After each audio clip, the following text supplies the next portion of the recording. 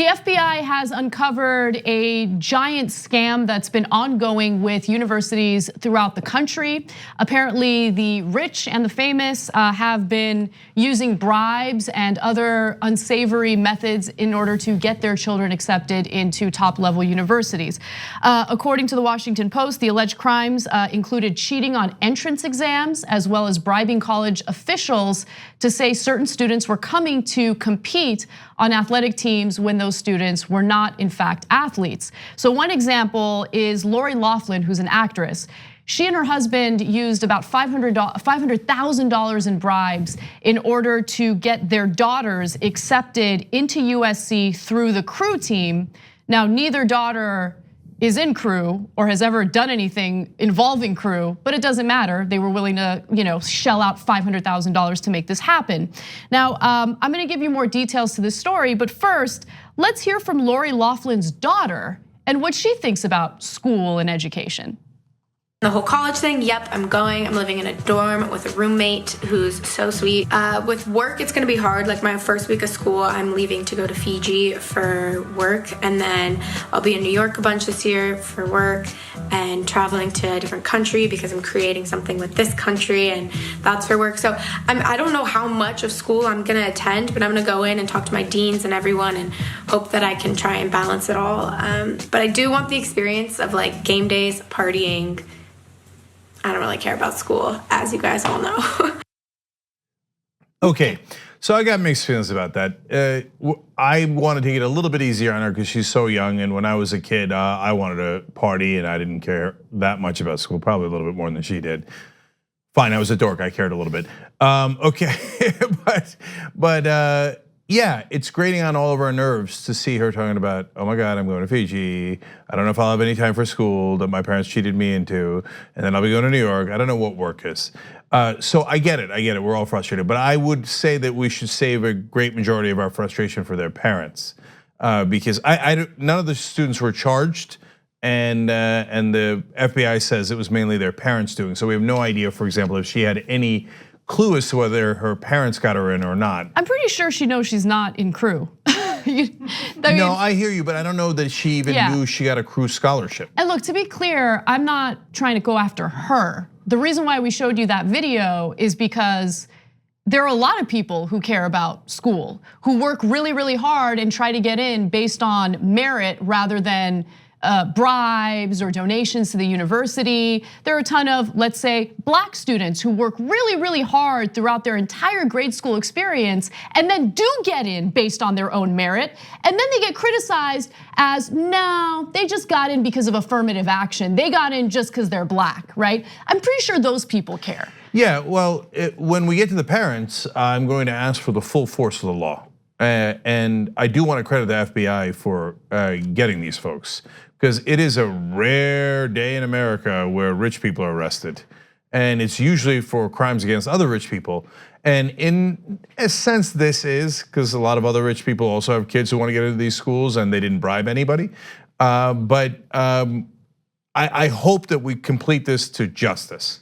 But the fact that they were arrested is a wonderful and somewhat unexpected turn of events. One thing that I do want to differentiate this story from is a long-standing practice with colleges and universities. Obviously, there are legacy, situations where students are admitted into colleges simply because their parents went there. That's a long-standing practice. Another long-standing practice is when, let's say, a wealthy person gives a giant donation to the university, and then, oh golly gee, all of a sudden their kids easily get in. That happened with Jared Kushner and Harvard University. In fact, his parents spent a purported $2.5 million on Harvard in 1998. Of course, Kushner got in, and according to one of the administrators there was no way anybody in the administrative office in the school thought he on merits got into Harvard.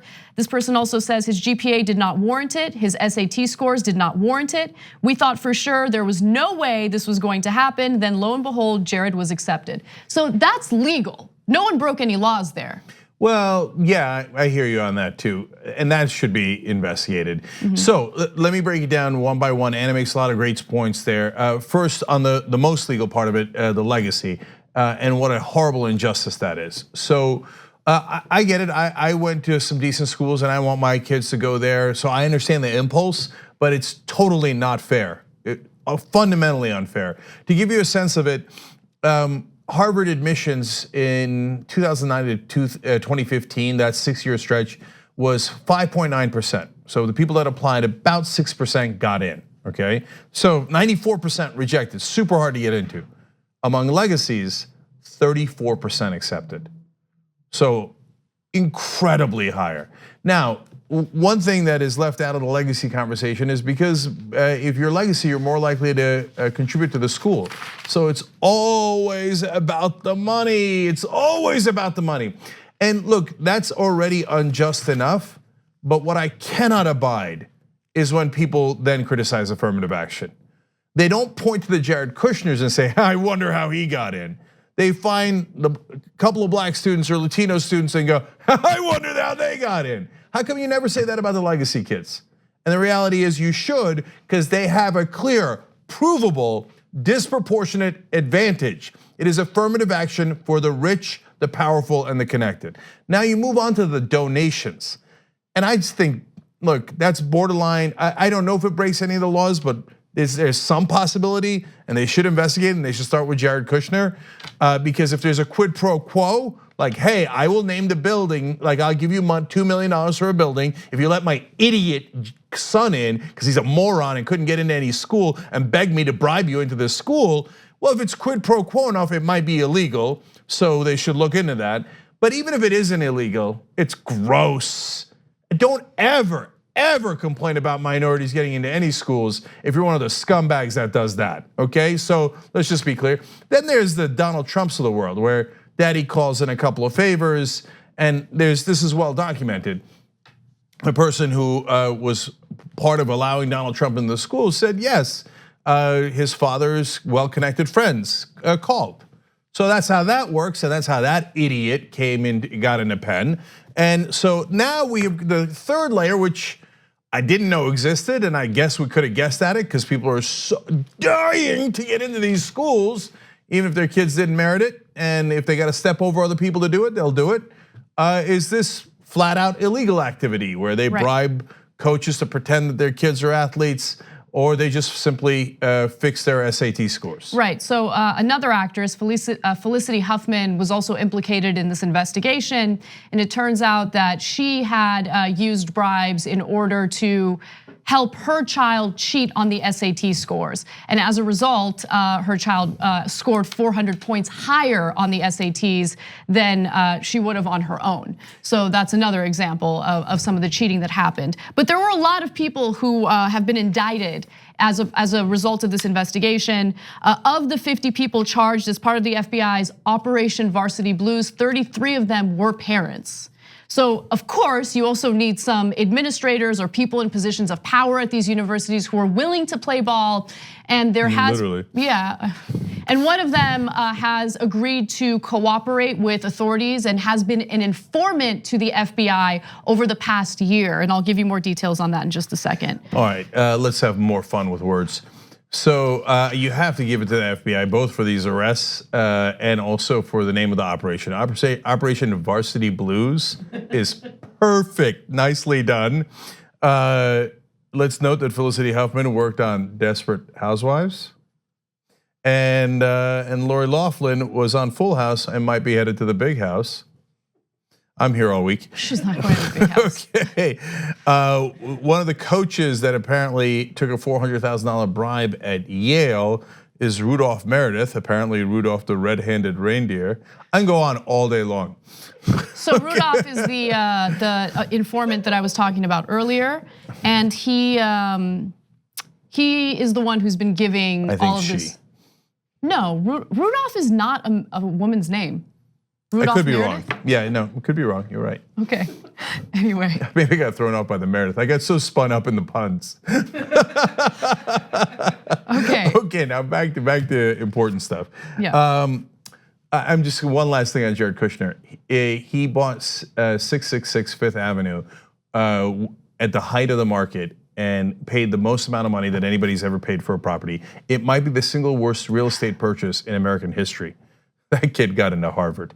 And they complain about minorities. All right. No, what's even worse, that guy is working in the White House and has top-level security clearance. Yeah, a book out, coming out very soon that there's reports about today saying even Trump thought he was such a mess that he was thinking of kicking him out of Washington, D.C.